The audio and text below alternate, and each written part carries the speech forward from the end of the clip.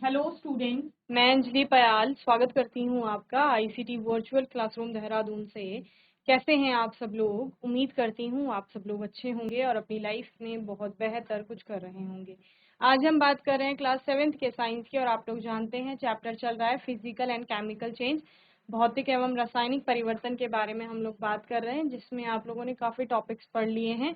Last session में हमने लोहे पर जंग लगने का जो आपका टॉपिक है उसको हम लोग पढ़ रहे थे, जिसमें आज के सेशन में बात करेंगे लोहे पर जंग लगने से अगर रोकना है तो हमें क्या क्या करना चाहिए, यानी क्या क्या विधियां हम अपनाएंगे या रोकथाम के लिए, तो उसके बारे में हम लोग पढ़ेंगे। ठीक है ना? चलिए,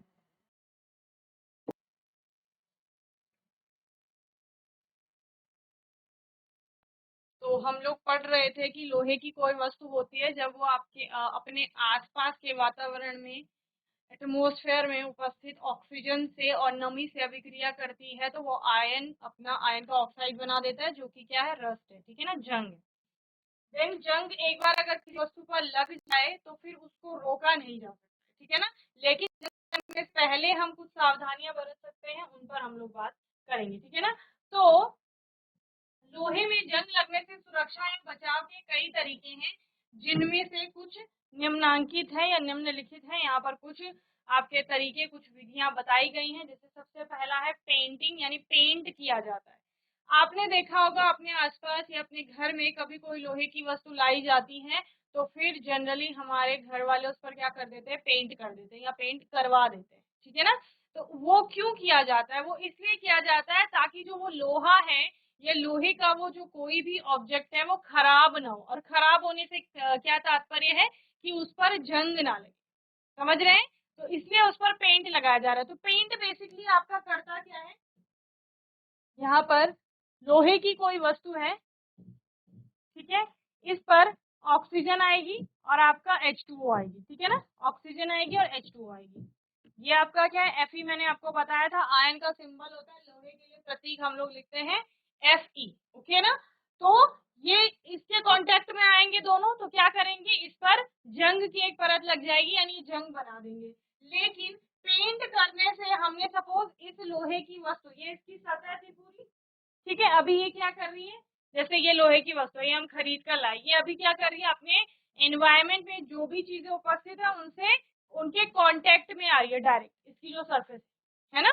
अब हमने क्या किया, इस वस्तु के ऊपर परत चढ़ा दी है एक, ठीक है ना, किसकी, पेंट की परत चढ़ा दी। कोई भी स्थान आप नहीं छोड़ेंगे ऐसा जहां पर पेंट ना हो। क्यों? वरना उसी पॉइंट से जहां पर उसकी सरफेस थोड़ी भी दिख रही होगी वहीं से संक्षारण होना शुरू हो जाएगा। संक्षारण यानी कि जिसको आप जंग लगना कह रहे हैं। समझ रहे? तो हमने इस वस्तु पर पूरी तरीके से पेंट कर दिया है। अब जो ऑक्सीजन है और H2O है वो लोहे तक नहीं पहुंच पाएगा, वो सिर्फ पेंट पर ही आपका क्या आएगा, टकराएगा, या पेंट वाली सतह से ही संपर्क में वो आएंगे। समझ रहे हैं? तो इससे क्या होगा, जब वो लोहे के संपर्क में नहीं आएंगे तो उस पर जंग भी नहीं लगेगा। समझ रहे हैं? ये लोहे की वस्तु थी और मैं कह रही हूँ इस पर पेंट लगा दिया, तो अब जो ऑक्सीजन है वो इस पर टकरा रही है पेंट पर, जो आपका नमी है वो पेंट पर टकरा रही है, तो इससे क्या होगा, लोहे की जो वस्तु है वो सुरक्षित हो गई है और उस पर जंग नहीं लगेगा। समझ रहे हैं? तो लोहे से बने सामानों पर पेंट की एक या दो परत चढ़ा देने से उसे जंग से बचाया जा सकता है। ठीक है ना, लोहे से बने सामानों पर पेंट की एक या दो परत चढ़ा देने पर क्या होता है, लोहा हवा में उपस्थित लोहा हवा में उपस्थित ऑक्सीजन या नमी के संपर्क में नहीं आता है तथा जंग नहीं लगता है। यही मैंने बताया ना आपको। क्या होगा, ये लोहे की वस्तु थी, जो रेड कलर की बाउंड्री आपको दिख रही है वो लोहे की वस्तु है, और उसके बाहर हमने एक पेंट कर दिया है। तो पेंट लगाने से क्या हुआ, ये लोहे की वस्तु है, इसके बाहर हमने पेंट लगा दिया, ये पेंट है, मेरे हाथ को पेंट समझ लीजिए। तो जो अब ऑक्सीजन है वो पेंट से टकराएगी, जो नमी है वो पेंट से टकराएगी। समझ रहे हैं? लोहे की वस्तु के संपर्क में ना ही ऑक्सीजन आ रही है ना ही नमी आ रही है, इस वजह से ये वस्तु आपकी अब सुरक्षित है, इसका संक्षारण नहीं होगा, यानी कि इस पर जंग नहीं लगेगा। सिंपल सी बात। ठीक है, तो पेंट इसीलिए हम लोग करते हैं, देखो पेंट करने से बहुत अच्छा भी दिखता है, कलरफुल हो जाता है सब कुछ, लेकिन मेन रीजन क्या है, मेन रीजन यही है उसके पीछे का कि वो वस्तु खराब ना हो, उस पर जंग ना लगे। क्लियर है? चलिए नोट करिए पहली विधि।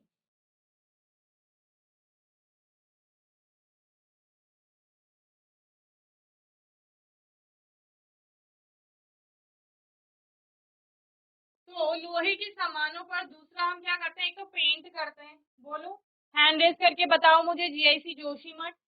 सबने देखा है कि लोहे की वस्तु पर पेंट किया जाता है? बोलो किस किसने देखा है, हैंड रेज करो।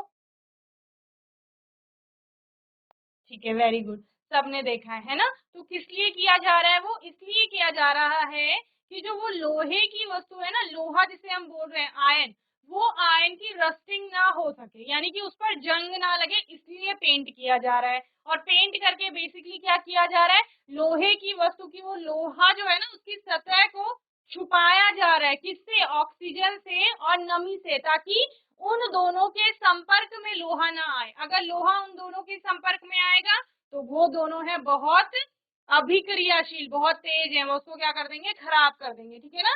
चलिए नेक्स्ट क्या है आपका, लोहे की सामानों पर ग्रीस या तेल की परत चढ़ाई जाती है, जिससे कि संक्षारण रोका जा सके। ठीक है ना। बहुत सारे लोहे की बने हुए मशीन्स होती है, जैसे देखी होंगी आपने बहुत सारे, उनमें लोहे से बने हुए कोई ना कोई पुर्जे वगैरह यूज किए जाते हैं। तो कुछ समय के बाद उनको क्या किया जाता है, ऑयलिंग या ग्रीसिंग की जाती है। क्यों की जाती है, ताकि संक्षारण से उनको बचाया जा सके, क्योंकि अगर वो बहुत समय तक इसी तरह यूज में आते रहें और साथ में खुले में रहें जहाँ ऑक्सीजन भी और नमी भी है, तो वो खराब होने लग जाएंगे, और खराब होने लग जाएंगे तो बहुत अच्छे से काम नहीं करेंगे। इसलिए क्या किया जा रहा है, ऑयलिंग या ग्रीसिंग की जा रही है उनकी। ठीक है ना।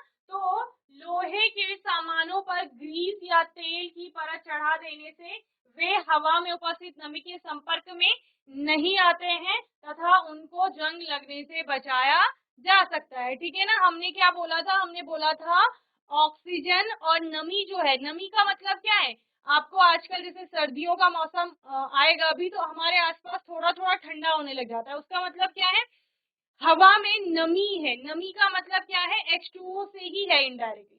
पानी की कुछ कुछ बूंदे हैं जो वाष्प बनकर, जल वाष्प बन के हमारे आसपास है। ठीक है। तो वही पानी जो है वो ऑक्सीजन के साथ मिल करके आपका Fe से, Fe किसे बोल रहे हैं हम, लोहे को बोल रहे हैं, लोहे के लिए एक प्रतीक है Fe, यानी सिंबल है। तो उस लोहे से अभिक्रिया कर रहे हैं वो दोनों और फिर रस्ट बना रहे हैं, यानी कि जंग। तो अगर इन दोनों में से, किन दोनों में से, H2O यानी कि जो नमी है और दूसरा ऑक्सीजन, इन दोनों में से अगर किसी एक का भी संपर्क हम तोड़ दें, किसके साथ, लोहे के साथ, तो फिर संक्षारण नहीं होगा। तो वही कहा जा रहा है, ग्रीसिंग या ऑयलिंग करने से नमी का जो संपर्क होता है, क्योंकि आपको पता है, देखो ग्रीस वाली सतह होगी, उसमें पानी अगर डालोगे या तेल में आपने कभी देखा होगा पानी, तो वो उसके साथ मिक्स नहीं होता, वो अलग ही रहता है। ठीक है ना। तो इससे नमी जो है वो लोहे के संपर्क में नहीं आ पाएगी, तो फिर उसका क्या हो जाएगा, संक्षारण होने से यानी जंग लगने से उसको बचाया जा सकता है। ठीक है ना। तो नमी के संपर्क में नहीं आते तथा उनको जंग लगने से बचाया जाता है। यही कारण है कि साइकिल आदि की चेन पर ग्रीस की परत नियमित रूप से चढ़ाई जाती है, ताकि उन्हें जंग लगने से बचाया जा सके। समझ रहे हैं? चलिए नोट करेंगे जल्दी से। इस प्रकार से कोई भी आपका लोहे की वस्तु है और कोई उसके पुर्जे वगैरह हैं, उस पर ऑयलिंग या ग्रीसिंग की जाती है। लोहे का सामान था ये, इस पर ऑयलिंग या ग्रीसिंग की जा रही है। ठीक है ना। चलिए,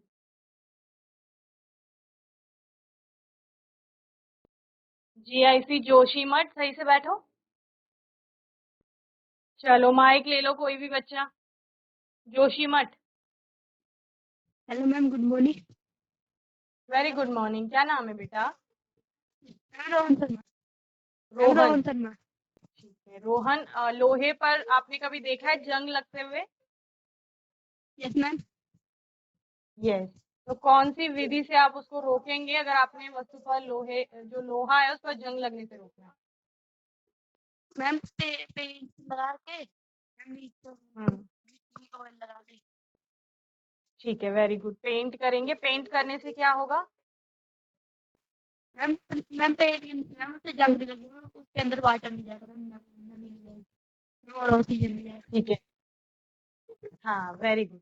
पेंट करने से क्या होगा, ऑक्सीजन के संपर्क में नहीं आएगी वस्तु और नमी के संपर्क में भी नहीं आएगी, तो उस पर पेंट नहीं लगेगा। वेरी गुड बच्चे, सिट डाउन। किसी और को माइक दो। रोहन, मुझे ये बताओ, लोहे पर जंग लगने की जो प्रक्रिया हम पढ़ते हैं ये कौन से परिवर्तन में आता है? भौतिक परिवर्तन में आता है या रासायनिक परिवर्तन में, यानी केमिकल चेंज है या फिजिकल चेंज? बताओ, कौन बताएगा? Good morning ma'am. ये good very morning ma'am. Good morning. क्या नाम है बेटा? सुमित बिष्ट क्लास 8। सुमित। सुमित, लोहे पर जंग लगना जो है वो कौन सा परिवर्तन? मैम रासायनिक परिवर्तन। वेरी गुड, रासायनिक परिवर्तन। Sit down. कोई और मुझे बताएगी ये रासायनिक परिवर्तन क्या होता है? रासायनिक परिवर्तन क्या होता है? जिसको आंसर करना है माइक लेके आंसर करिए। मैम मैम रासायनिक परिवर्तन हाँ वो जी, परिवर्तन होता है जो एक बार कुछ जैसे कि दूध का दही बन गया वो फिर से दूध नहीं बन नहीं पाता है। और जो फिजिकल वेरी गुड, चेंजेस होते हैं जैसे कि पानी का बर्फ बनना फिर से बर्फ पानी बन जाती है physical changes. Very good, very good. Sit down Rohan. तो यहाँ पर आपने दोनों परिवर्तन हमें अच्छे से बता दिए, भौतिक परिवर्तन भी और रासायनिक परिवर्तन भी। रासायनिक परिवर्तन में जैसे आपने बोला दूध से दही बन गया है तो वापस दूध नहीं बनेगा। आप बोल सकते हैं कि रासायनिक परिवर्तन में हमेशा एक नया पदार्थ बनेगा, ठीक है। और जब नया पदार्थ बनेगा तो वो इरिवर्सिबल नेचर का होता है, यानी अनुत्क्रमणीय प्रकृति होती है उसकी। अनुत्क्रमण का मतलब क्या है? जिसको उल्टा नहीं कर सकते, यानी दूध से दही तो बन गया है, अब दही से वापस दूध नहीं प्राप्त करेंगे। लोहे से जंग बन गया है आपका, लेकिन जंग से वापस लोहे को प्राप्त नहीं कर पाएंगे, तो रासायनिक परिवर्तन है। लेकिन अगर हम बोल रहे हैं कि पानी से बर्फ बन गया है तो बर्फ को फ्रीजर से बाहर निकाल लो, टेम्परेचर बढ़ा लो उसका, वो फिर से पानी बन जाएगा। तो ये कैसा है? ये रिवर्सिबल चेंज है, यानी कि उत्क्रमणीय परिवर्तन है। उत्क्रमण का मतलब उल्टा कर देना, जिसको उल्टा किया जा सकता है। दूसरा, भौतिक परिवर्तन जो है उसमें नया पदार्थ नहीं बनता है। अगर पानी है तब भी आपका H2O ही है, जल ही है, लिक्विड स्टेट में है। अगर बर्फ बन गया तब भी वही पानी है, नया पदार्थ नहीं बना है। अगर उस बर्फ से भाप भी बन गई है तब भी वही है, नया पदार्थ नहीं बना है। ये क्या है? ये भौतिक परिवर्तन है। और भौतिक परिवर्तन रिवर्सिबल के साथ साथ कई बार इरिवर्सिबल नेचर का भी होता है। जैसे आपने बोला कागज को हमने काट दिया है तो टुकड़े टुकड़े कर दिए हैं उसके, अब उससे वापस वही शीट प्राप्त नहीं कर पाएंगे एज इट इज, तो ये थोड़ा इरिवर्सिबल भी हो जाता है, ठीक है। चलिए,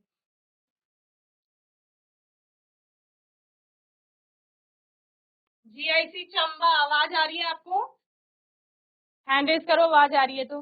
जीआईसी चंबा, वेरी गुड। चलिए, नेक्स्ट है हमारे पास यशद लेपन। कोई बताएगा यशद लेपन क्या होता है? माइक ले लो। जीआईसी चंबा, कौन बताएगा यशद लेपन के बारे में? गैल्वेनाइजेशन भी जिसे कहा जाता है। चलो, यहाँ पर लिखा है ना, इसको ही रीड कर लो। यस, गुड मॉर्निंग बेटा, क्या नाम है? मैम आदर्श। आदर्श, गैल्वेनाइजेशन से क्या समझते हैं? मैम जब जंग लगता है मैम जंग लगने से बचाता है।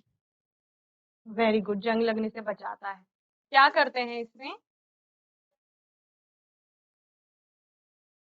मैम उसको जंग मतलब मैम उसको लगाते हैं लोहे की चीजों में।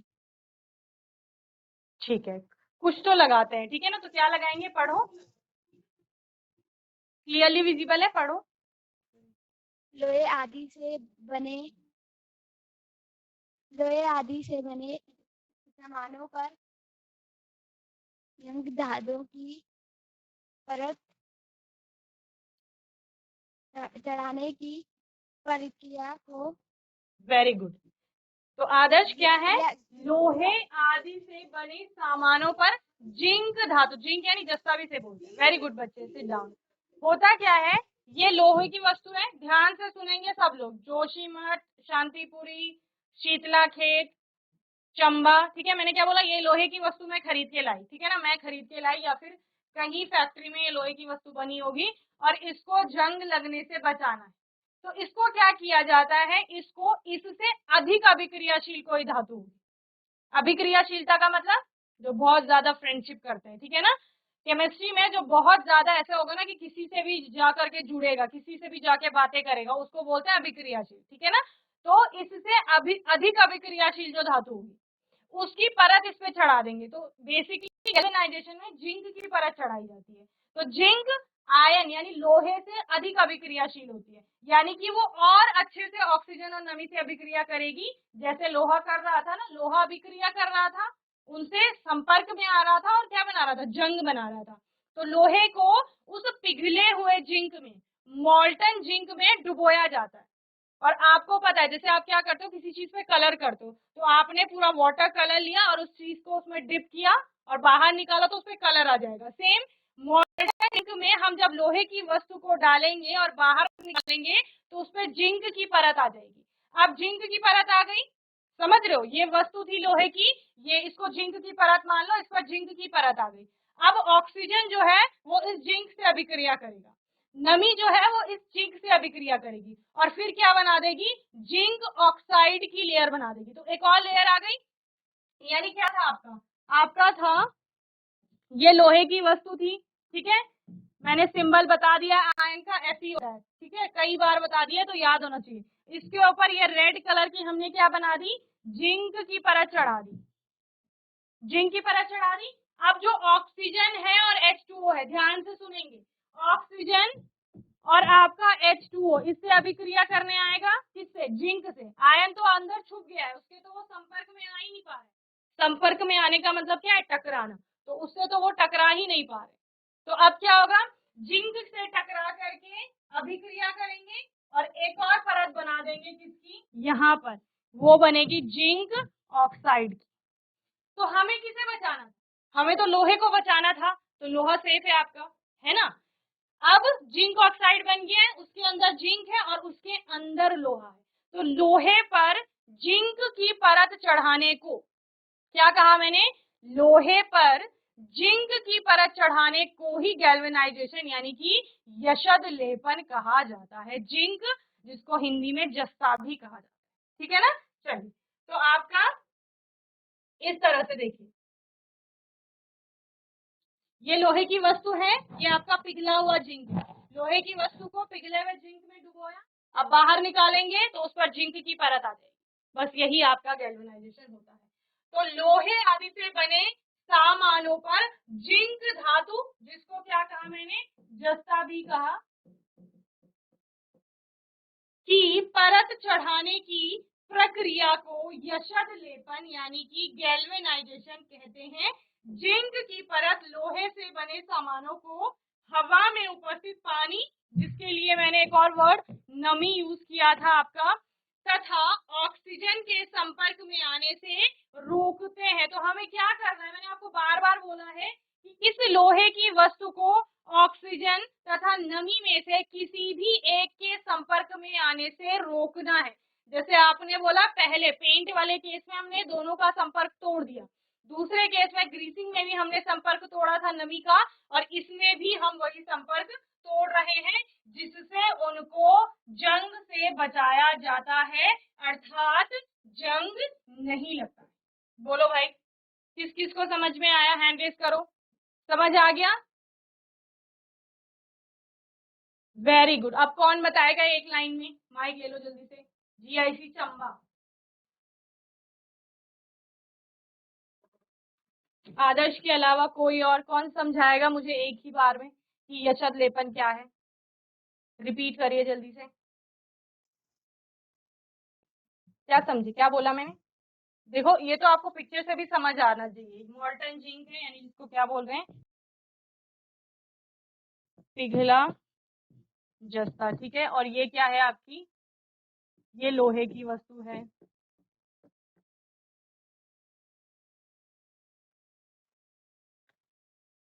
नहीं आया समझ में, सिंपल सा है, कुछ नहीं करना है। जैसे लोहे की वस्तु पर पेंट लगाया था ना, अब पेंट की जगह उसको जिंक में डुबो देंगे। ये पिघला हुआ जिंक है, इसमें हमने उसको डुबो दिया, डुबो करके बाहर निकाला तो उसमें जिंक की लेयर आ गई। अब जिंक जो है उसको प्रोटेक्ट करेगी, किसको, लोहे को, लोहे को सुरक्षित रखेगी वहां पर उसका संक्षारण यानी जंग लगने, ठीक है ना।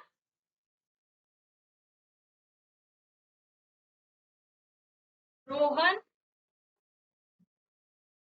माइक ऑन करिए।